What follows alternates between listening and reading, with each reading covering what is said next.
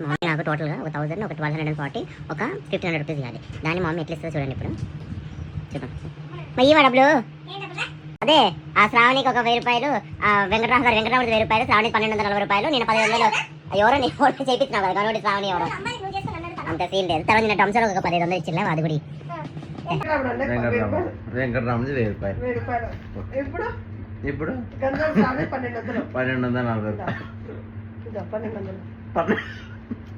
1200 కాయ. వెంకటరాముడిది 1000 రూపాయలు, 1200.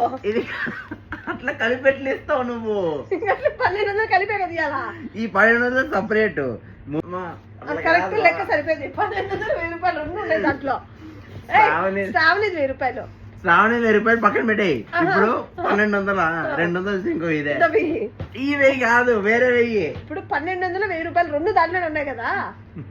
నేను డబ్బులు ఇవ్వడానికి ఇంకోసారి కరెక్ట్ ఉంది. 1000 రూపాయలు ఉంది దాంట్లో, 1200 ఉంది. ఇంకేం కావాలా నీకు? డ్రమ్స్ డాడీ ఇలా చెప్పొద్దు. 1000 రూపాయలు వెంకటరాముడి, 1200 శ్రావణిది. అట్లా ఉంటుంది గాయస్.